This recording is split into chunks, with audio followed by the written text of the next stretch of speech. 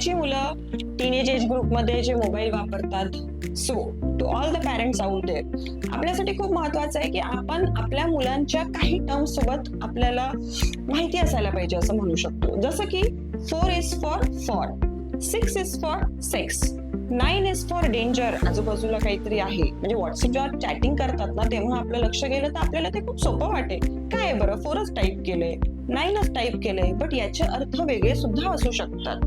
जसं की POS म्हणजे पॅरेंट्स ओव्हर शोल्डर, MOS म्हणजे मदर ओव्हर शोल्डर, PIR म्हणजे पॅरेंट्स इन रूम किंवा पीपल इन रूम असं म्हणू शकतो आपण. जसं म्हणू शकतो फ्रेंड्स विथ बेनिफिट्स, ऑफकोर्स तुम्हाला माहिती आहे याचा काय अर्थ होतो. किंवा हेड काउंट, हेड काउंट म्हणजे हेड काउंट 9 आहे, याचा अर्थ ती व्यक्ती 9 मुलांसोबत किंवा 9 मुलींसोबत फिजिकल रिलेशनशिप त्यांनी घेतलेली आहे. त्यामुळे आपल्याला आपल्या मुलांवर लक्ष देणं खूप जास्त गरजेचं आहे, because this digitisation is affecting our children in sexual way. आणि याला आपण काय करू शकतो बरं? ऑफकोर्स आपल्या मुलांसोबत जास्त चर्चा करा, जास्त मोकळेपणाने संवाद साधा, त्यांना जज करू नका. आणि ऑफकोर्स जर असं काही वाटलं की नाही हे इश्यूज थोडे जास्त होत आहे किंवा वाढत आहेत तर आम्ही आहोतच.